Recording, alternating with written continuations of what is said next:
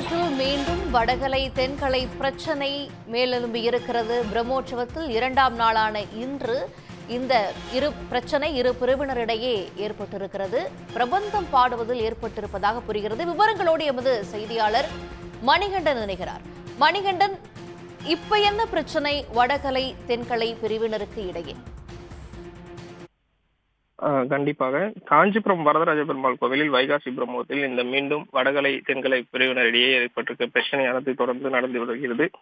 உலக பிரசித்தி பெற்ற அத்திவரத கோவில் என அழைக்கப்படும் வரதராஜ பெருமாள் கோவில் வைகாசி பிரம்மோற்சவம் நேற்று கொடியேற்றத்துடன் தொடங்கி நடைபெற்று வருகிறது. இன்று இரண்டாம் நாள் காலையில் வரதராஜ பெருமாள் அம்ச வாகனத்தில் எழுந்தருளி காஞ்சிபுரம் நகரின் முக்கிய பகுதிகளில் வீதி உலா வந்தார்.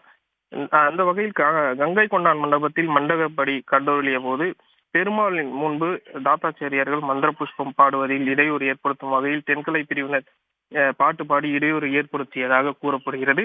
இதன் காரணமாக இரு தரப்பினரும் இடையே கடும் வாக்குவாதமானது ஏற்பட்டது. இந்த சம்பவம் அந்த சாமி தரிசனம் மேற்கொள்ள வந்த பக்தர்களிடையே முகசொலிப்பை ஏற்படுத்தியுள்ளது.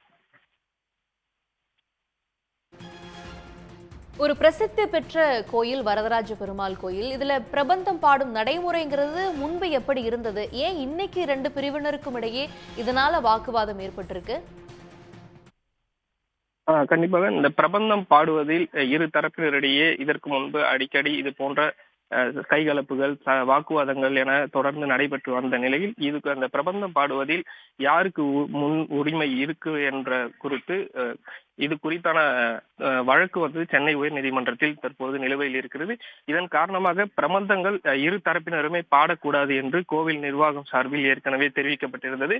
அந்த வகையில் இந்த பிரபந்தம் பாட தடை இருக்கு என்று மட்டுமே இருக்கும் நிலையில் இந்த மந்திர புஷ்பங்கள் திவ்ய பிரபந்தங்கள் அதெல்லாம் பாடுவதற்கு அனுமதி இருக்கு என்று வடகலை தென்கலை பிரிவினரும் தற்போது இந்த மோதலில் ஈடுபட்டு வருகின்றனர்.